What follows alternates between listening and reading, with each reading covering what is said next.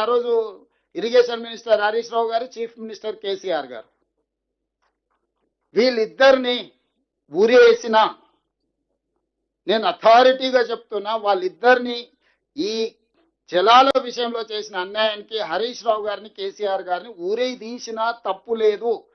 ఇదే middle east countries అయితే చౌరస్తాలనే ప్రజల చేత రాళ్లతో కొట్టించి చంపించుండేవాళ్ళు.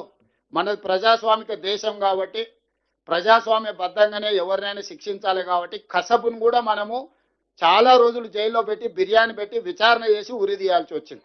ఆ పిచ్చి మాటలు మానేసి, మూర్ఖత్వ మాటలు మానేసి హుందాగా ప్రవర్తించిన, కనీసం ఈ సంవత్సరంలో అయినా దేవుని కూడా కోరుతా ఉన్నా, మీ కొద్ది మంచి బుద్ధి ఇవ్వాలి,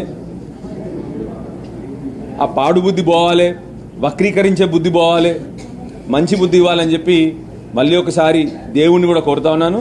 దయచేసి ఇప్పటికైనా చెప్తా ఉన్నాం, 100కు 100% మీతో మేము సహకరిస్తాం. కానీ ఆలోచన విధానంగా మీరు మంచి ఆలోచనలు వస్తే తప్పకుండా కోఆపరేట్ చేస్తాం. ఈ మూర్ఖత్వ మాటలు ఇప్పటికన్నా ఆపండి. మిమ్మల్ని తిట్టడం చాలా ఈజీ మాకు కూడా, కానీ మా సంస్కారం కాదు. మీ సంస్కారం వేరు, మా సంస్కారం వేరు.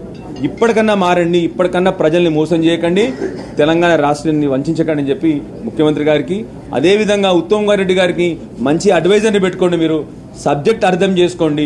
సబ్జెక్ట్ అర్థం చేసుకున్న తర్వాత వట్టిగా అరవడం కాదు, అని అడగడం కాదు, సబ్జెక్ట్ అర్థం చేసుకోండి. ఫస్ట్ అర్థం చేసుకొని డిస్కషన్కి రండి, ఫుల్లీ ప్రిపేర్డ్గా రండి అని చెప్పేసి ఉత్తమ్ కుమార్ రెడ్డి గారు కూడా రిక్వెస్ట్ చేస్తాను.